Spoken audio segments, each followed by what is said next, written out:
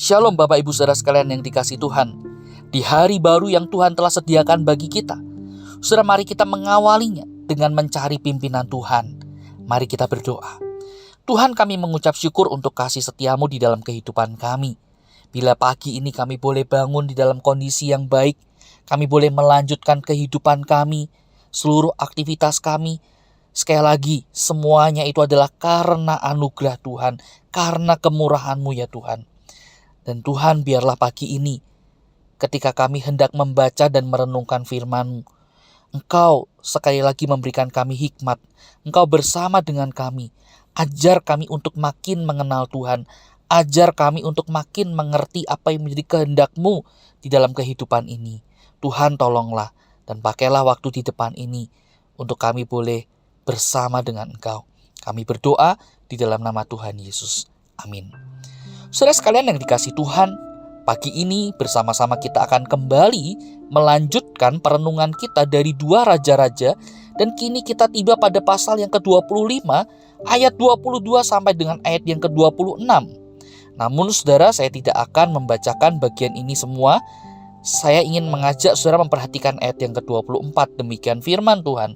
Lalu bersumpahlah Gedalia kepada mereka dan anak buah mereka, katanya kepada mereka, janganlah kamu takut terhadap pegawai-pegawai orang Kasdim itu. Tinggallah di negeri ini dan takluklah kepada Raja Babel, maka keadaanmu akan menjadi baik. Sampai di sini kita membaca firman Tuhan.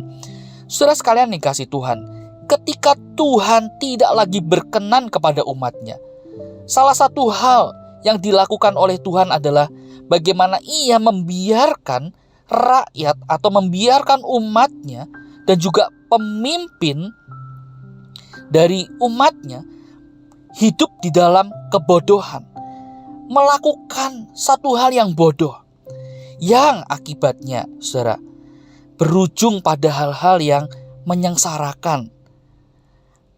Ada konsekuensi yang tidak menyenangkan, konsekuensi yang berat yang harus mereka tanggung.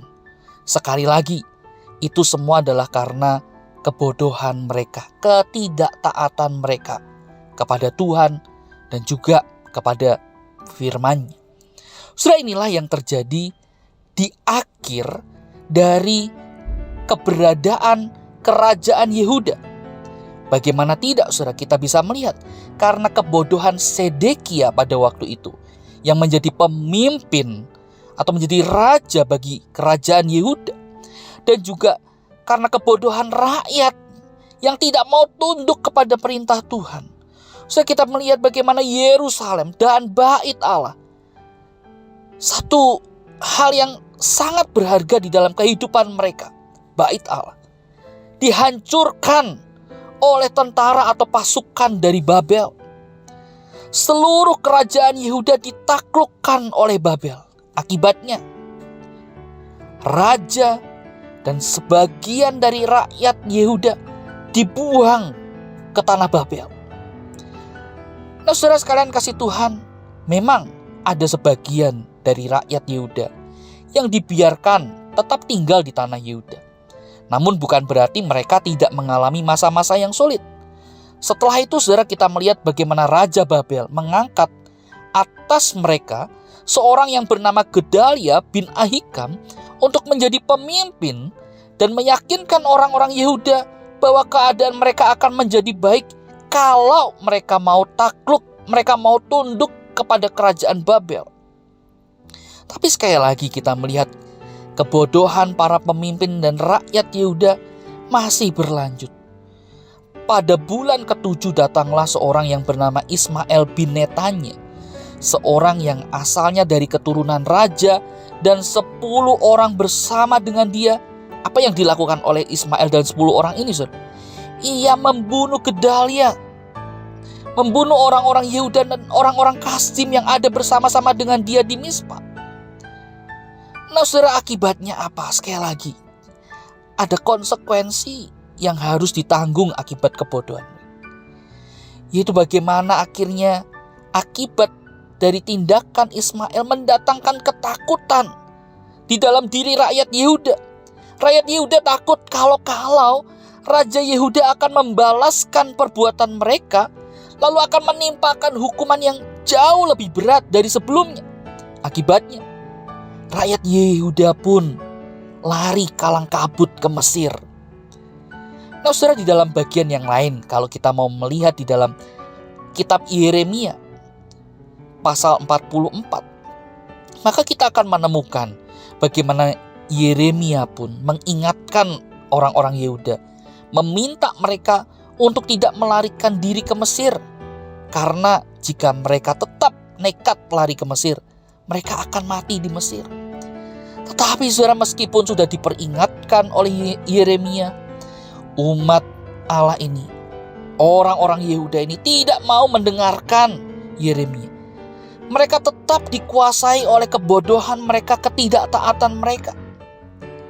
Sehingga akibatnya, sekali lagi, bagaimana mereka pun juga mengalami konsekuensi penderitaan yang bertubi-tubi. Nah, saudara, inilah yang harus kita renungkan sungguh-sungguh, engkau dan saya. Bagaimana Alkitab kita, saudara, dengan berbagai macam kisahnya, memberikan kita satu gambaran kegagalan manusia di hadapan Tuhan, kegagalan untuk taat, kegagalan untuk menundukkan diri di bawah Tuhan.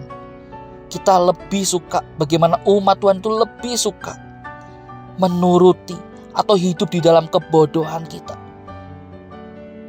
Nah, saudara sekalian kasih Tuhan, ini yang perlu menjadi catatan bagi kita.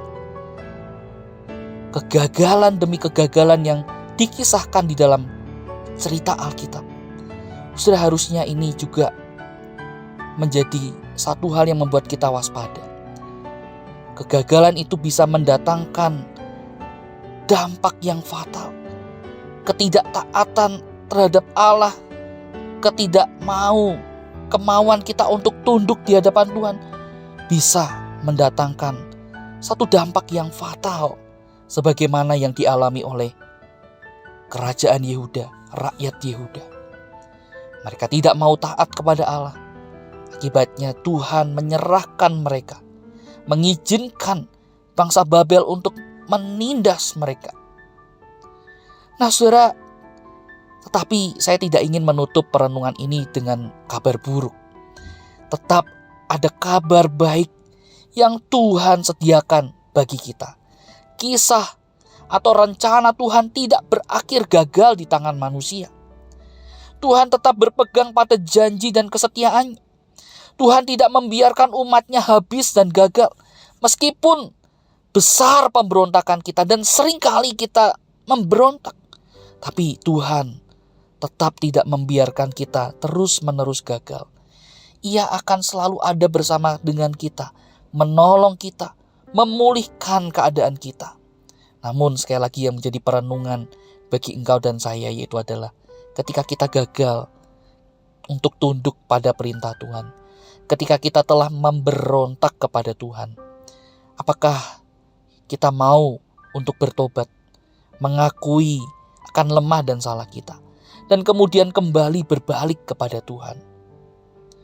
Apakah hati kita mau kembali dibentuk olehnya? Kiranya Tuhan menolong kita. Mari kita tunduk kepala, kita berdoa. Bapa, kami mengucap syukur untuk peringatan akan firman-Mu, di mana Engkau mengingatkan kami bahwa seringkali karena kebodohan kami, karena kemauan kami untuk taat, untuk tunduk di bawah otoritas Tuhan, seringkali itu membuat kami harus menghadapi konsekuensi.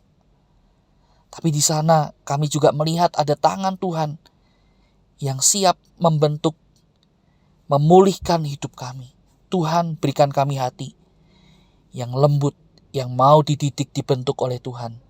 Sehingga dengan demikian kami boleh kembali hidup bagi Tuhan. Tuhan, tolonglah kami. Ini kami berdoa di dalam nama Tuhan Yesus. Amin. Selamat pagi, Tuhan Yesus memberkati kita.